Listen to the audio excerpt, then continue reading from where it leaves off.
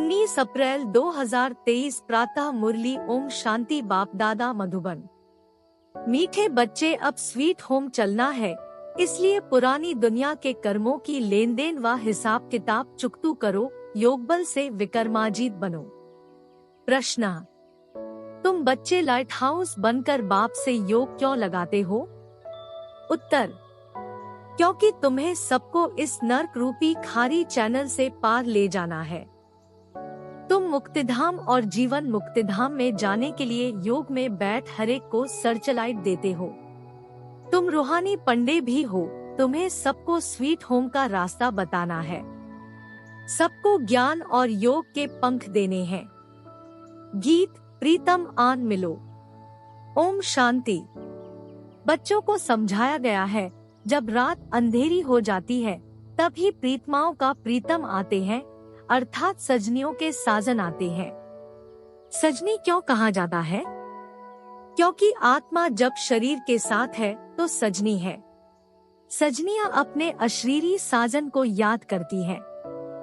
बाप कहते हैं, बच्चे तुम जानते हो परमपिता परमात्मा परमधाम से आकर इस शरीर में प्रवेश कर पढ़ाते हैं, गुह्य बातें सुनाते हैं। बाप ने समझाया है, बच्चे अपने को अशरीरी समझो। मैं आत्मा हूँ, यह मेरा शरीर है। आत्मा को यह निश्चय हुआ कि अब घोर अंधियारा है, अर्थात दुनिया तमो प्रधान है। यह दुनिया अब विनाश होनी है। बाप आए हैं हमको ले चलने, अशरीरी हो चलने से सन्नाटा हो जाएगा।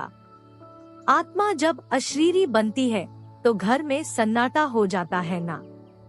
रात को आत्मा है तो शरीर में, परंतु आत्मा थक करके अशरीरी बन जाती है। शरीर का भान नहीं रहता तो इसको नींद कहा जाता है। तुम बच्चों को यहाँ बैठे अपने को अशरीरी समझना है तो शांति का सन्नाटा हो जाएगा। समझेंगे जैसे कि यहाँ अशरीरी बैठे हुए हैं। घर से एक आदमी चला जाता है तो कितना सन्नाटा हो जाता है। तो जब इतनी सब आत्माएं चली जाएंगी, सबके शरीर खत्म हो जाएंगे तो कितना सन्नाटा हो जाएगा। करोड़ों मनुष्य मरेंगे। यह तो बेहद का घर है ना। सब आत्माएं वापस जाएंगी। तुम जानते हो बाप है ज्ञान का सागर। अगर सर्वव्यापी कहें तो हरेक ज्ञान सागर पतित पावन हो जाए, परंतु ऐसे तो है नहीं। बाप बैठ बच्चों से बात करते हैं कि जैसे मैं परम आत्मा स्टार हूँ, तुम भी ऐसे स्टार हो। सिर्फ मैं जन्म मरण में नहीं आता हूँ। तुमको जन्म मरण में आकर पाठ बजाना है 84 जन्मों का। जैसे तुम आत्मा हो, मैं भी आत्मा हूँ, परंतु महिमा सबकी अपनी अपनी है। प्रेसिडेंट, प्राइम मिनिस्टर सबका अलग अलग पाठ है। ऐसे मेरा पाठ भी अलग है। मैं नॉलेजफुल हूँ, अभी बच्चों को नॉलेज देता हूँ। तुम जानते हो कि हम जाते हैं बाबा के घर। बाबा आया हुआ है लेने लिए। बाबा हमारा गाइड, लिबरेटर, दुख से छुड़ाने वाला है। तुम हो पांडव सेना। तुम जानते हो हम यात्रा पर हैं। हमारा पंडा स्वयं परमपिता परमात्मा है। तुम भी रास्ता बताते हो, तो तुम ब्राह्मण रूहानी पंडे ठहरे। वे ब्राह्मण जिस्मानी पंडे हैं। सभी को कहना है चलेंगे यात्रा पर। मित्र संबंधी आदि सबको बोलो चलेंगे रूहानी यात्रा पर। जैसे कोई यात्रा पर जाते हैं तो अपने नजदीक बिरादरी वाले को कहते हैं, ऐसे तुमको भी बाप कहते हैं यात्रा पर चलेंगे। यह रूहानी यात्रा रूहानी पंडे ही सिखा सकते हैं। स्वीट होम का रास्ता वही जानते हैं। जिस्मानी पंडा रूहानी बन सकता, लेकिन रूहानी पंडा फिर जिस्मानी पंडा बन न सके। बाप थोड़े ही तुमको कहेंगे कि जिस्मानी यात्रा पर जाओ। पंडे तब बन सकेंगे जब देखकर आए हो। ऐसा तो कोई है नहीं जो स्वीट होम देखकर आया हो और वहां ले जाए। स्वीट होम को वह जानते ही नहीं। आत्मा के पंख टूटे हुए हैं। जब तक बाप न आए तब तक पंख मिल न सके। मलहम पट्टी कोई कर ना सके, योग से ही पंख मिलेंगे।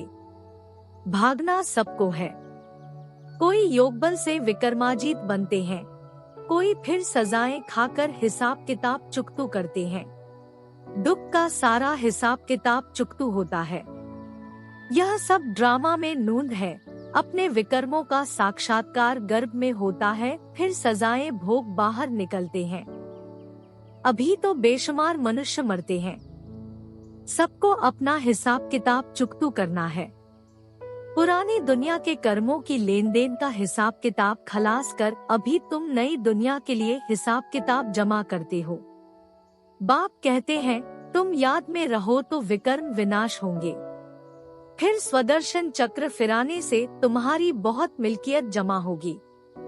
योग से हेल्थ, ज्ञान से वेल्थ मिलती है। जितना बाप को याद करेंगे उतना निरोगी काया मिलेगी। दुनिया इन बातों को नहीं जानती, वह तो विष्णु को स्वदर्शन चक्रधारी समझते हैं। शंख, चक्र, गदा, पद्म आदि उनको देते हैं। अब उनको शंख थोड़े ही बजाना है, यह तो है तुम्हारे पास। तुम शंख बजाते हो, कहते हो मन मना भव, मध्याजी भव। कितना सहज है। तुम लाइट हाउस हो, सबको रास्ता बताते हो मुक्तिधाम का, फिर आएंगे जीवन मुक्तिधाम में। योग लगाते हो, नर्क खारी चैनल से पार ले जाने लिए सर्चलाइट देते हो। मुक्तिधाम जाना है, फिर सर्चलाइट देते हो, यहाँ जीवन मुक्ति में आना है। यह बेहद का ड्रामा है जो जू मिसल चलता रहता है। हम एक्टर हैं, हमारा इस ड्रामा में 84 जन्मों का पाठ है। भगवान ने आकर सहज राजयोग सिखाया है, यह कोई नहीं जानते। भगवान को आना ही है कल्प के संगमयुग पर। तुम अभी जानते हो, कल्प पहले भी संगमयुग पर मिले थे और मिलते रहेंगे। ढेर बच्चे मिलेंगे। कोई कोई बच्चे फिर कुसंग में आकर पढ़ाई को छोड़ देते हैं। चलते चलते कोई से दिल लग गई तो पढ़ाई का नशा टूट जाता है। ब्रह्मचर्य में पढ़ाई का नशा अच्छा रहता है। कोई विलेज शादी के बाद भी पढ़ाई का कोर्स उठाते हैं। फिर कोई तो अच्छी रीति पास कर लेते हैं, कोई को फिर टाइम लगता है, क्योंकि विकार में जाने से फिर धारणा नहीं होती। चाहे राजविद्या चाहे रूहानी विद्या की धारणा आत्मा करती है। बैरिस्टरी के संस्कार आत्मा में होते हैं तो आत्मा वह संस्कार ले जाती है। फिर जन्म ले बैरिस्टरी ही पढ़ने लग पड़ेगी। तुमको तो वहाँ बैरिस्टरी, इंजीनियरिंग आदि पढ़ने की दरकार नहीं। ऑटोमेटिकली तुम्हारी बुद्धि सतो प्रधान रहती है। तुम जानते हो जैसे कल पहले महल बनाए थे, ऐसे ही हम जाकर महल बनाने लग पड़ेंगे। ड्रामा वही कराएगा जो कल पहले कराया था। कोई मेहनत नहीं करनी पड़ेगी। बाकी भाषा तो सीखनी पड़े। वहाँ स्कूलों आदि में भी विमानों में जाएंगे।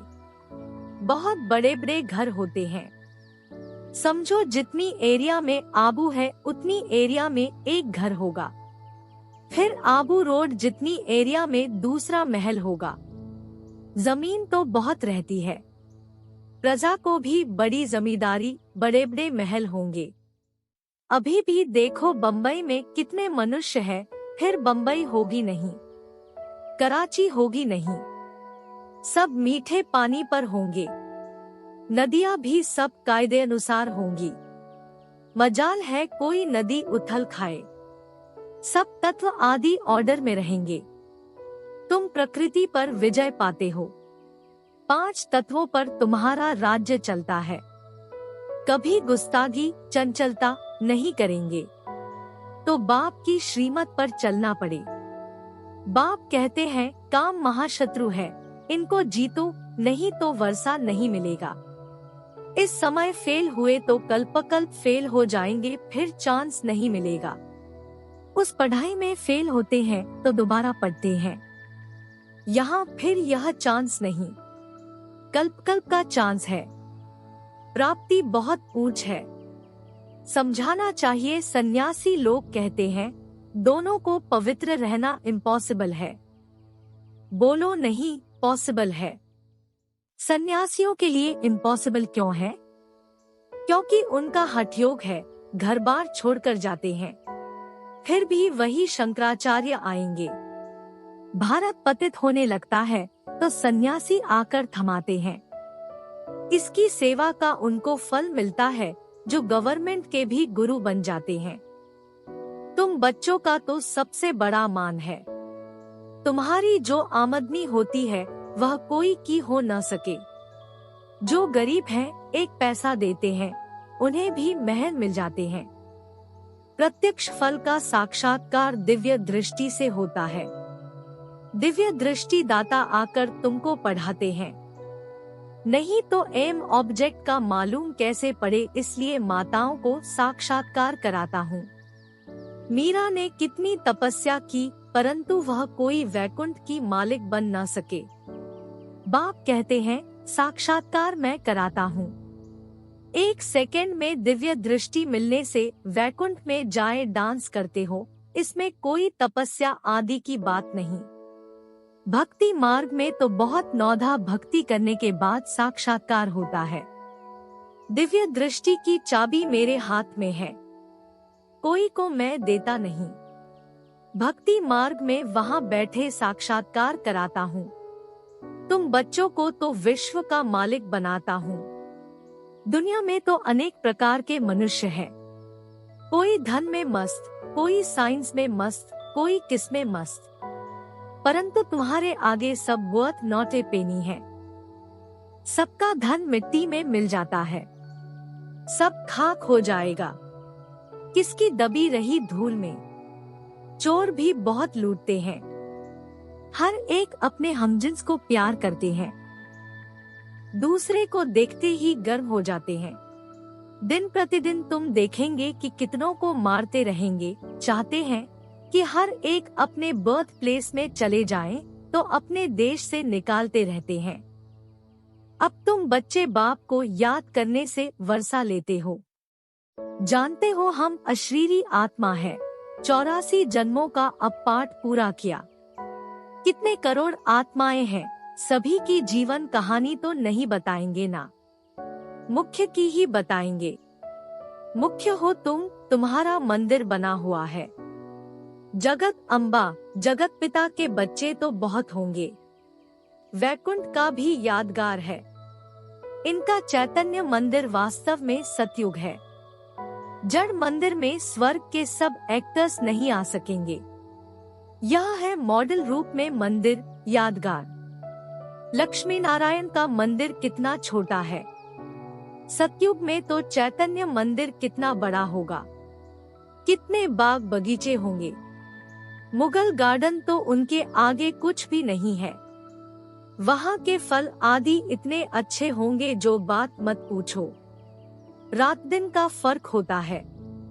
जैसे झाड़ पुराना होता है तो फल देते देते खत्म हो जाता है। कहा जाता है अब झाड़ सड़ गया है। यहाँ की हर चीज खत्म होनी है। वहाँ के आम बड़े बड़े फर्स्ट क्लास होंगे। हम अब राजधानी स्थापन करते हैं श्रीमत पर, तो श्रीमत पर चलना पड़े ना, पवित्र भी बनना पड़े। मुश्किल तो कोई बात नहीं है। एक जन्म पवित्र रहने से 21 जन्म स्वर्ग की राजाई करेंगे।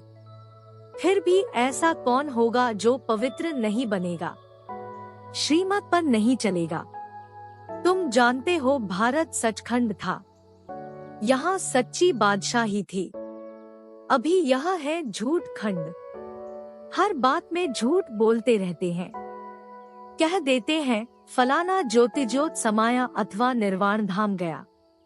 अब तुम जानते हो निर्वाण धाम तो रहने का स्थान है। तुम हर एक बात यथार्थ बताते हो। बाप को ट्रूथ कहते हैं, सचखंड स्थापन करते हैं। भक्त जन्म बाई जन्म भगवान को याद करते हैं, परंतु उनको भगवान का पता नहीं है। वह प्रीतम अब तुम बच्चों को राज्य भाग्य देकर खुद छिप जाते हैं। तब कहते हैं तुम्हारी गतमत तुम ही जानो। तो जरूर कोई भी नहीं जानते हैं। हे प्रभु, तुम्हारी गतमत तुम ही जानो, और ना जाने कोई। श्रीमत से क्या होगा, गति सदगति, वह तुम ही जानो। अब तुम बच्चों को बाप श्रीमत देते हैं, अपने को आत्मा समझ मुझे याद करो। टीचर यह प्रतिज्ञा कराएंगे क्या? मैं तुमको बैरिस्टरी की गद्दी पर बिठाऊंगा। वह तो खुद पढ़कर बैरिस्टरी की गद्दी पर बैठेंगे। बाप भी कहते हैं, जितना याद करेंगे तो योग से सब पापों से मुक्त होंगे। याद करने से तुम्हारी आत्मा जैसे मेरे पास आ रही है। अपने पास चार्ट रखना है। कोई का चार्ट आधे घंटे का होगा, कोई का 1.25 घंटे का होगा, कोई का तो 5 मिनट भी नहीं, कोई का तो बहुत अच्छा चार्ट है। यह भी तुमको साक्षात्कार होगा। स्कूल में टीचर अथवा स्टूडेंट खुद भी समझते हैं कितने नंबर में आएंगे। यहाँ तो नंबरवार बिठा नहीं सकते, फंक हो जाएंगे, इसलिए अभी माला नहीं बन सकती। माया अच्छे अच्छे को भी नीचे ऊपर कर देती है। श्रीमत पर नहीं चलेंगे तो माया घूंसा मार देगी। इसमें है मेहनत। हम अब जाते हैं परमधाम। 84 जन्म पूरे हुए, बाबा आए हैं लेने लिए। तो बाप को याद करना है, औरों को भी मंत्र देना है। मंत्र कोई जपना नहीं है। गुरु लोग तो किस्म किस्म के मंत्र देते हैं। बाप कहते हैं, प्रीतम को याद करो। प्रीतम आया है प्रीतमाओं के पास। सारी दुनिया की आत्माएं प्रीतमाएं हैं जो उनको याद करती हैं। अच्छा, मीठे मीठे सिकीलधे बच्चों प्रति माता पिता बाप दादा का याद प्यार और गुड मॉर्निंग। रूहानी बाप की रूहानी बच्चों को नमस्ते। धारणा के लिए मुख्य सार। 1. कुसंग में आकर कभी भी पढ़ाई नहीं छोड़नी है। किसी भी देहधारी से दिल नहीं लगानी है। 2. पापों से मुक्त होने की विधि याद है, इसलिए याद का चार्ट जरूर रखना है। याद में रहने की अपने आप से प्रतिज्ञा करनी है। वरदान। मेरे को तेरे में परिवर्तन कर सदा हल्का रहने वाले डबल लाइट फरिश्ता भव। चलते फिरते सदा यही स्मृति में रहे कि हम हैं ही फरिश्ते। फरिश्तों का स्वरूप क्या, बोल क्या, कर्म क्या, वह सदा स्मृति में रहें, क्योंकि जब बाप के बन गए, सब कुछ मेरा सो तेरा कर दिया तो हल्के फरिश्ते बन गए। इस लक्ष्य को सदा संपन्न करने के लिए एक ही शब्द याद रहे, सब बाप का है, मेरा कुछ नहीं। जहाँ मेरा आए वहाँ तेरा कह दो, फिर कोई बोझ फील नहीं होगा, सदा उड़ती कला में उड़ते रहेंगे। स्लोगन। बाप के ऊपर बलिहार जाने का हार पहन लो तो माया से हार नहीं होगी। कृपया आज की बुद्धि पर लाइक, कमेंट और चैनल को सब्सक्राइब जरूर करें।